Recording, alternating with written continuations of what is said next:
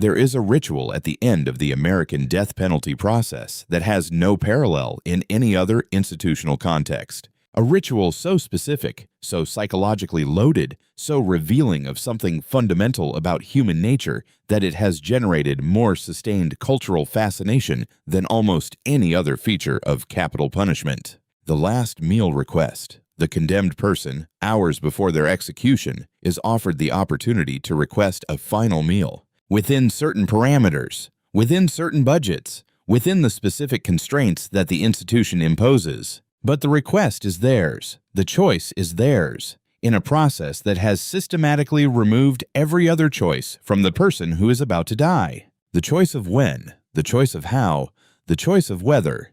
This specific, bounded, apparently trivial choice remains. And what people choose in that specific moment, under those specific conditions, at the end of a specific life, is not trivial at all. It is one of the most psychologically revealing windows into the human mind that the institutional record provides. Not because the food itself matters, because the choice does. Because the act of choosing, what it reaches for, what it returns to, what it attempts to reconstruct in the final hours, tells us something specific about how the human mind processes the approach of death. The nature of comfort, the specific things that anchor identity when everything else has been stripped away. Let's begin with what the historical and institutional record actually documents about last meal requests. The practice of offering a final meal to the condemned has roots in pre-modern legal and cultural traditions. The specific belief present across multiple cultures that sharing food with someone creates a bond of peace,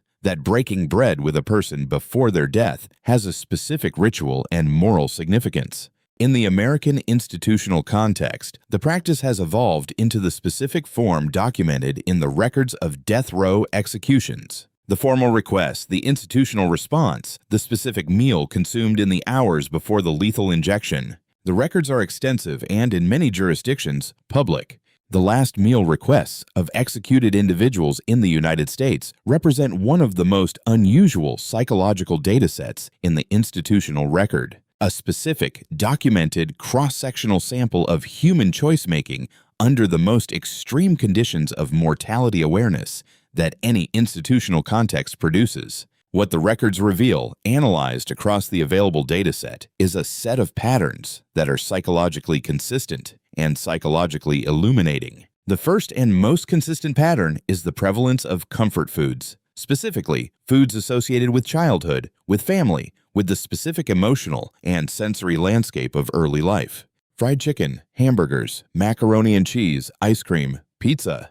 The foods that appear most frequently in the dataset are not the foods of celebration, not the foods of special occasion, not the foods that a person with access to any restaurant in the world might order for the experience of culinary excellence. They are the foods of ordinary comfort, the foods that taste like home, the foods that carry, in their specific sensory profile, the emotional associations of a time before the life went in the direction it went. This pattern is not random. It is the specific expression of a psychological mechanism, the retreat to the emotionally safe, the sensorially familiar, the effectively anchored, that the approach of death activates in the human mind.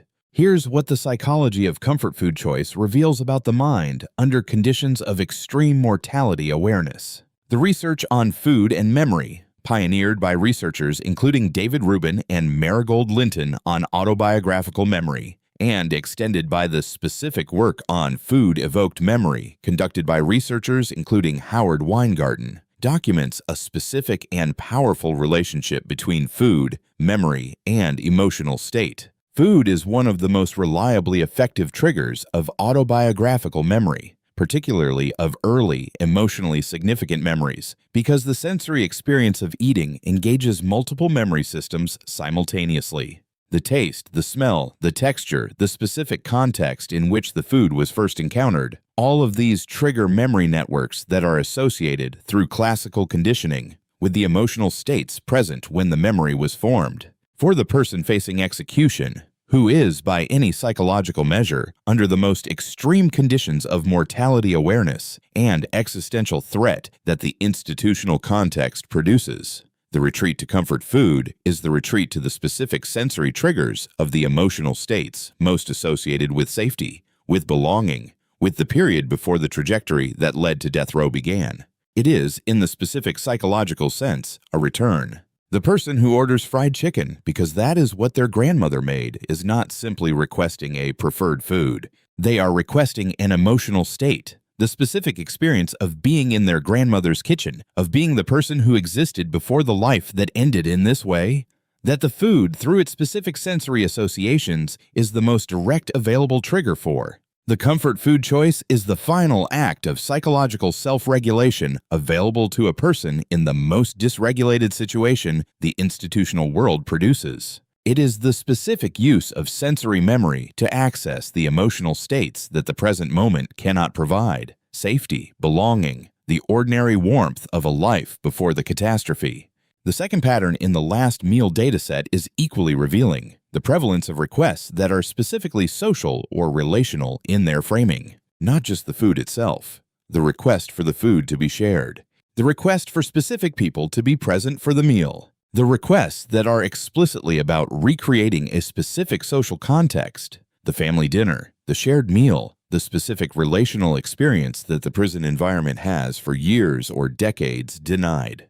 These requests illuminate a different dimension of the last meal psychology, not the retreat to childhood comfort, the retreat to relational belonging, the specific human need for the experience of being in genuine community with other people in the final hours, and the specific poignancy of the institutional context in which the request for human presence is as constrained as the request for food, and in which the relational isolation of the condemned person may be as total as the physical isolation. The request that cannot be fulfilled, the request for the presence of people who are not available, the request for the specific meal with the specific people in the specific place that no longer exists or is no longer accessible, is perhaps the most psychologically revealing category in the dataset, because it documents not just what people want in their final hours, but what was missing, what was lost, what the life that led to death row was organized around the absence of. The third pattern, the one that surprises most people when they encounter it,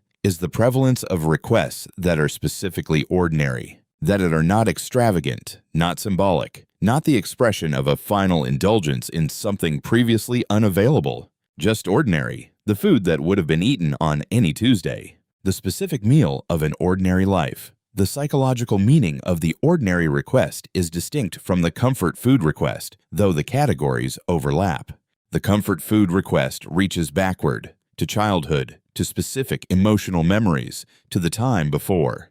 The ordinary request reaches sideways, to the ordinary life that the institutional context has replaced, to the specific experience of being a person who eats a regular meal on a regular day without the weight of execution making the meal into a symbol. The condemned person who requests a simple sandwich, a cup of coffee, a piece of fruit, who requests, in effect, the ordinary, is making a specific psychological statement. They are refusing, through the choice of ordinariness, to participate in the symbolic framing that the last meal ritual imposes. They are asserting, in the only form of assertion available to them, that they are still a person who eats ordinary meals, that the ritual of the last meal does not define them, that the ordinary continues. This is a specific form of psychological resistance, the resistance to the institutional framing of the self as condemned, as exceptional in their condemnation, as appropriately the subject of a final ritual that marks the end of something. The ordinary request refuses that framing. It insists quietly on the continuity of the ordinary self. Let's talk about the requests that are declined, because the declined requests illuminate the psychology of the practice from a different angle and reveal something specific about the institutional dimension of the ritual. Several American states have eliminated the last meal request entirely. Texas notably eliminated the practice in 2011 following a request by a condemned man for a large and elaborate meal that he did not eat, generating public controversy about the appropriateness of the practice. The elimination of the practice, the institutional decision to remove the final choice from the condemned, is itself a psychologically significant act. It is the removal of the one form of agency that the execution process had preserved. The psychological significance of that removal is not primarily about the food. It is about the agency. The last meal request is not valuable because of the nutritional content of the meal or the culinary quality of the experience. It is valuable because it is a choice. Because the act of choosing, in a context where every other choice has been systematically eliminated, is a specific form of the expression of selfhood that the human psychology requires even in extremis. The institutional decision to remove that choice, whatever the specific rationale, is the decision to remove the final expression of agency from a person who is hours from death. And the psychological cost of that removal, whatever the institutional convenience it serves, is the specific cost of denying the condemned the final act of self-expression that the choice, however bounded, represents. Two principles organize the psychology of last meal requests. The first, the choice reveals what the mind reaches for when mortality awareness is at its most acute. And